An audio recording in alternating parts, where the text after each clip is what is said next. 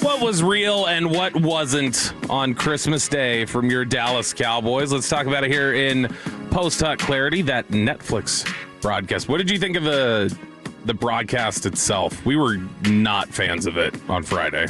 The interviews were Thank you. not that they're terrible interviews. No offense to Clinton Portis and Emmitt Smith.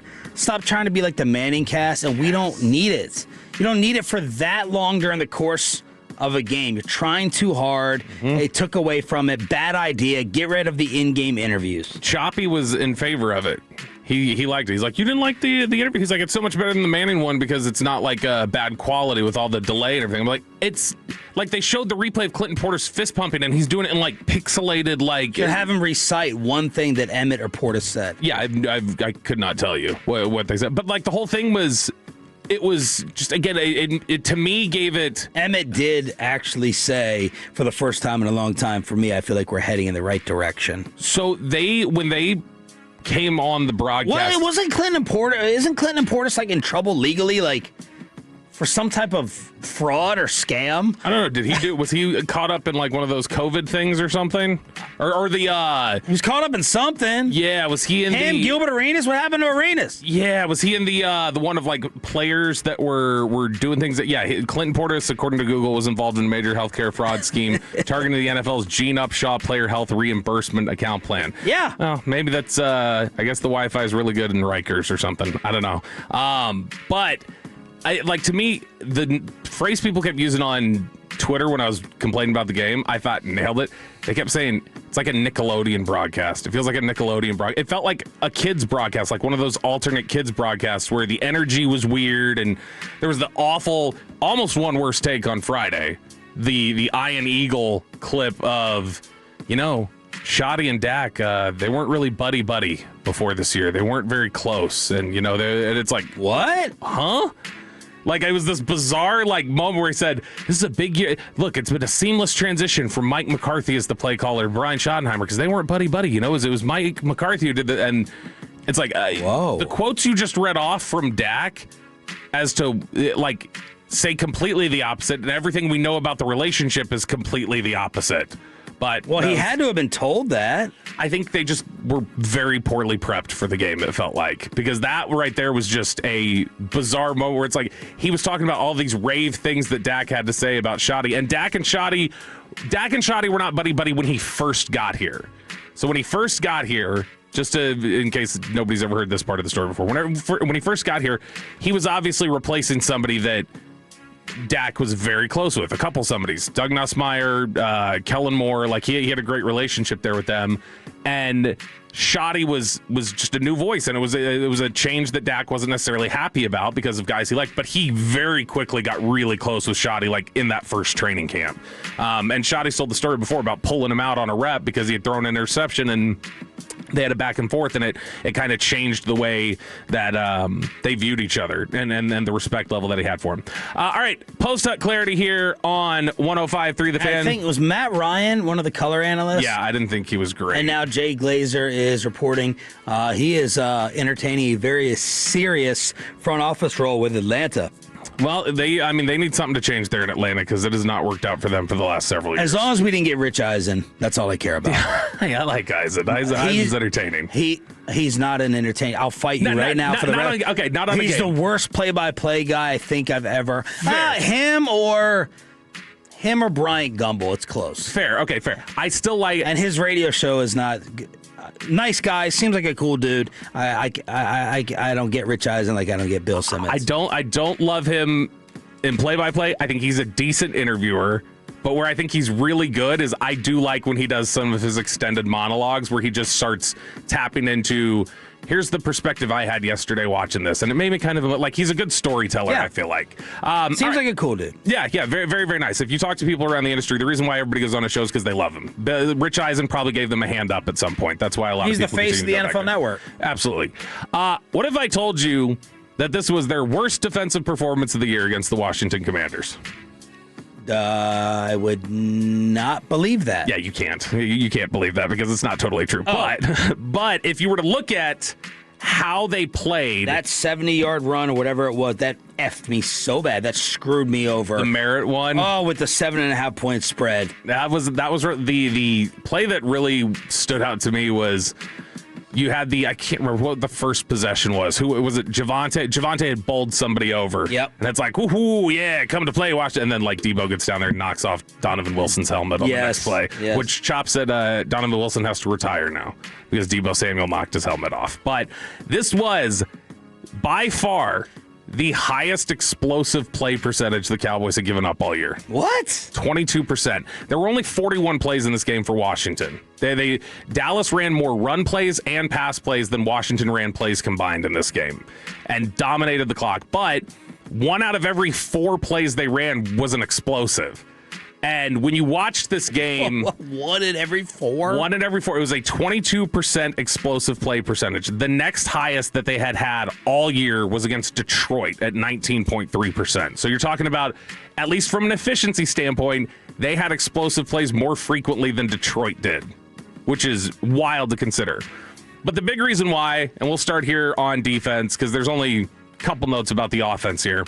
But first off, Eberflus is just going to go down with his schematic ship. It was his defense out there again. It was, as much as Jerry's been like, hey, now it's time. Show what you got here. You need to prove it in these last couple weeks, even though that seems like a very fake offer. Yeah. Ran man coverage like 5 times in this game. It's still blitzing at similar rates into his typical setup. I mean, the play that I was focusing on, and the worst example of the defense of just like this is a massive problem actually was a negative play. It was Merritt, I think, for -2 on a run. And I tweeted the clip of they're breaking the huddle, and from the time the play comes into the huddle to the ball is snapped, Trayvon Diggs has no idea what's happening. And you can see it, and I'm not just picking on Trayvon Diggs here. You can go look for the play on my Twitter. I'll even retweet it here in a sec. But he's breaking the huddle, having no clue what's going on, and he's talking to Malik Hooker, and Malik Hooker's telling him. And then they're getting to the line of scrimmage, and Malik Hooker is still talking to him, having to tell him, and then Diggs is motioning. Hooker's still explaining to him, and by the time the play is about to be snapped, you see Hooker just clapping his hands like, dude, this is what it is. And I don't even have that as much of an indictment on Diggs as much as I have that as an indictment on, again, why is it week 17 and your secondary is this confused just from the play call coming in until the time the ball is snapped? I mean, really, really bad communication. Trayvon Diggs, this came from Next Gen. This brought me such joy because yesterday I said, do I tweet this out?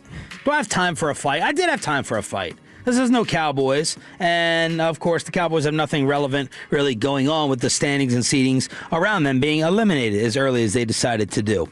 Diggs has allowed a 156 passer rating in coverage this year. The highest among 616 corners with at least 20 targets in a season since 2020.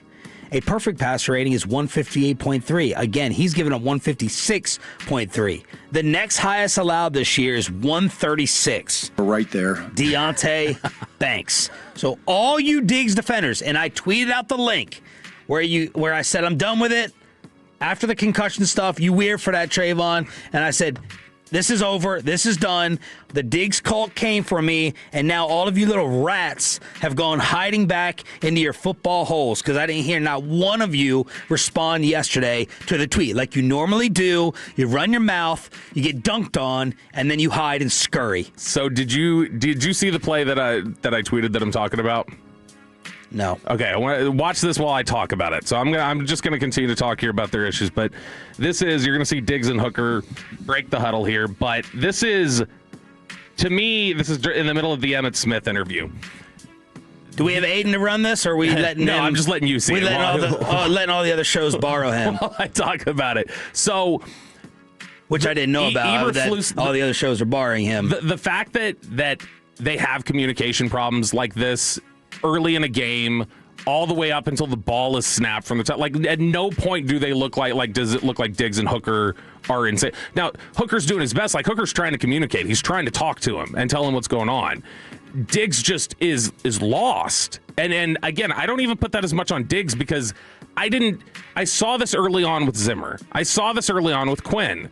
As the seasons wore on, you didn't see this in the second to last week of the season where they just have no clue how to line up in a basic first down package. Yeah. And it's that. He looks like a 4-3 linebacker. He has no clue. And then even like it's not even to the end of the play. The play is over and they're still talking. Yes. Where it's like that was before, middle, and after. How is it that difficult for them to how is it that difficult for a player to just be that lost on a play?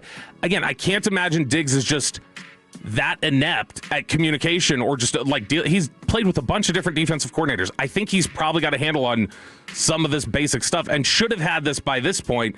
For them to be that lost at this point, I think, again, is that was one of the most damning things I saw the other day was that right there. On the topic of the corners here in Post Huck Clarity, as we look back at the Cowboys Commanders game from Christmas, Diggs and Revel are just not physically competent right now. Like, when you watch them, it does not look... And I don't know, maybe Diggs is ramping up, quote unquote. Maybe Diggs will never get back to where he was. Maybe Revel is ramping up. Maybe Revel's not going to recover quickly from what he had.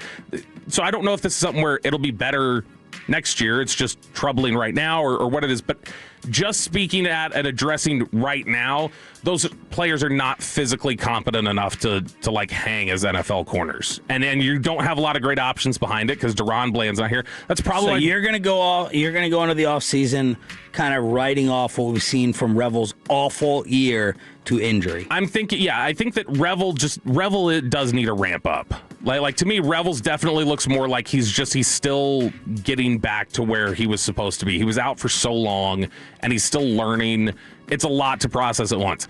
Diggs is concerning because Diggs, it's like you've been through this process. Like most of these guys who have done multiple rehabs start finding like a comfort zone and start figuring out they know how to do their work to get back to where they were. I think it just maybe this is Diggs' athletic limitations at this point as a guy who's gotten injured several times over the last couple of years. But you're talking about two guys who Diggs I thought played better at times in this game than he had recently. John Owning had tweeted a clip that was really nice of him correctly passing stuff off at the goal line and correctly reading his receiver. But the actual stuff that requires snap athleticism and burst and things to, change of direction, explode the ball, both him and Revel are really, really struggling. And that's concerning if they're going to be part of your plans next year, which I don't believe Diggs is. But Revel, you got to make sure that he's just getting in all the work, no setbacks, anything else this year, because they're really going to need him. And this is what I always argue with RJ about in terms of scarring someone. Mm-hmm. And John Owning also referenced that about Revel. And RJ's like, if you're the guy, you're the guy. You just throw him out there and sink or swim. If you swim, I know you're not the guy. I don't believe that. It's like throwing someone in here in drive time hours right out of college, and they stutter and they stammer and they get made fun of on the fan text even more than we do, which happens still a lot, very often. And you go home and you're like, I don't think I'm not cut out for this. Mm-hmm. That scars you. I don't care what job it is. If you get thrown into something before you're ready, that's my concern with Revel and rookies in general. Yeah, no, John Elway. I watched the Netflix. Yeah, I mean, that ruined his whole career. Yeah. His whole career, he was bad because of it. You idiots can finally get educated on what a real quarterback looks like. But Elway needed to go ahead and sit after Dan Reeves pulled the plug on him for a little bit for Steve DeBerg. Chop he's never believed that. No, and I think that you can definitely scar people. I think Michael Gallup got scarred. I think literally. Yeah. There's people who've talked about Jabril Cox was a player that way. That people think he kind of got broken by the process. That's why people are so impressed with DeMarvion Overshown. That's why the organization is always impressed with the way that he's tackled his rehab these two different times, is because it is easy to break you a little bit. And that's just something that you have to guard against, whether it be with Revel or Diggs as a veteran and a complete rookie. Last note on the defensive side of the ball, Quinnen Williams was insanely good in this game. I mean, really, really disruptive, really great against the run, filling all of his gap responsibilities, penetrating. Where I didn't see a single undisciplined play from. This was one of the better games I've seen him play. Now, it was not one of the more disruptive games. Like, he didn't stand out as, oh my gosh, he hit the quarterback 5 times or anything like that. But if you want to just talk about playing disciplined, playing within the scheme, doing everything that he was supposed to, and doing it just like a perfect veteran is supposed to execute their job, it was as good as I've seen him play this year. Just really, really strong. What? That's the problem in the difference of disruption between him and Parsons. Mm-hmm. Right? Quinnen can be outstanding and amazing and fantastic, and the Dallas Cowboys, they did have 6 quarterback hits and 2 sacks, which is an amazing game for them and that defense, but it doesn't sit there and translate to a quarterback under siege. Yeah. And getting hit and getting roughed up like Dak Prescott. That, unfortunately, is the difference. That's why people pay for pass rush. And Micah was sitting there tweeting yesterday throughout the games, if you can't get home in 4, you're in a lot of trouble, and this is why pass rushers get paid, as you just watching some of these games. Yeah, and early on, I think, for instance, the Raiders game, that was a game where Quinnen was that way. Like, where Quinnen was just, so that stood out. It was jarring to see, oh, this is what a good football player on this defensive line is supposed to look like. The guy I thought played really well off the edge in this game was Clowney. Clowney that's a dude who I would love if Jadeveon Clowney's back next year. Yes.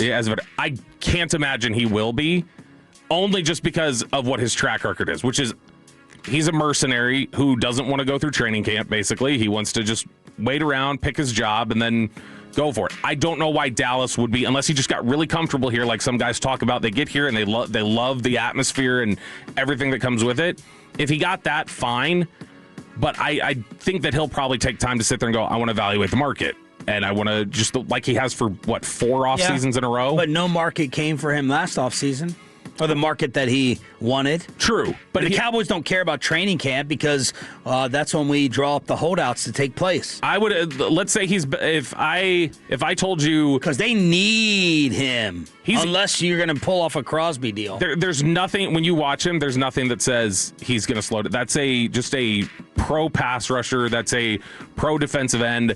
We were looking at it. PFF, I think, had him, this was actually before the game came through the other day. And again, I'm not the biggest fan of PFF, but if you look at his grades for this season, his grade as an edge rusher, just his pass rush grade, he is 16th out of 113 edge rushers in the NFL. So he's been an effective edge rusher. He's been really effective against just a solid, basically everything that you came to rely on DeMarcus Lawrence for.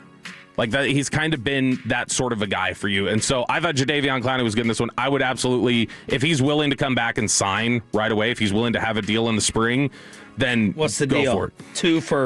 2 for 15. 8 guaranteed. Man, he was really good this year. It makes me wonder if it might be more like he could be 2 for 20 or something. And maybe there's different escalators in there. Maybe it's more like 2 for 16. And there's just, hey, if you get this number, you get this incentive and different things like that. But, man, I thought he was really good. All right, offensive side of the ball. Tyler Smith was not as good in pass protection as I thought he was on the first watch. He had his own issues. And the offensive line in general was not great in pass protection. I heard you and Broadus go through the stats of the right side. No way Tyler Booker gave up that many. No way. So it's a little bit like, at times it can be a little bit like trying to assign blame in the secondary, where you're not sure who was supposed to pick something up. You're not sure who screwed up. Yeah, it's just it's however it looks to the guys who are keeping the stats. Oh yeah, I think that was him who gave it up. But yeah, he had given up, I think it was 4. He was officially credited, Booker was, by Next Gen Stats with 4 sacks allowed. And so it didn't look like it was that bad. But the right side of the offensive line was tough in pass protection. The whole line was not great in pass protection. They were good run blocking. It was a positive day for them there. Steele in particular, I thought, had some good moments in run blocking. They were getting to the second level. They were blocking things up. That's why Malik Davis had the day he did. Javonte Williams, before he got hurt, was playing a good game. But, man, the biggest takeaway for me from this, and we had talked about it a little bit in the postgame show, we talked about it on Friday a little bit, is the way teams are now trying to combat what you've got with Lamb and Pickens and the way that Dak likes to push the ball down the field with them. which is they're going more cover 4, they're going more cover 6, which is just they're trying to take away things deep. And they've got a couple just zones in the short area that they're covering in the intermediate area. But basically, they're trying to put a shell over the top, so some of this longer developing stuff to Pickens or this longer developing stuff to Lamb. Ultimately, if you don't have the pass protection to block it up, to let it develop, then you see Dak kind of have to scramble a little bit. And then there's, an issue of, all right, let me keep my eyes down the field. Let me do this, let me do that. But they really ratcheted up the cover 4 in the second half. Dan Quinn's defense did. And that's what kind of slowed the passing game down. And you've seen more defenses go to that. The Chargers went more cover 4, cover 6. This is the highest rate that Dak has seen of cover 4 in his career. And it's something that he's usually been really good at. It's that this year, it's just now that he's got different weapons and the design is different for those weapons, cover 4 can take away things in a way that it didn't previously. So he'll have to adjust to it. I'm sure he will. He adjusted to the too high stuff that was plaguing him a couple of years back. He's adjusted to some cover 0 stuff. This year, cover 0 is the look that he has the most touchdown passes against this year. He's got 10. That's where he's been most effective, and he used to really struggle with that. And so I think it's been overall you see him generally able to respond to what defenses throw at him. It's just this is something that in the last half of the season, really since Denver on, teams have started really throwing more cover for him, and that's what's kind of slowed them down in the second half of games. Post-Huck clarity.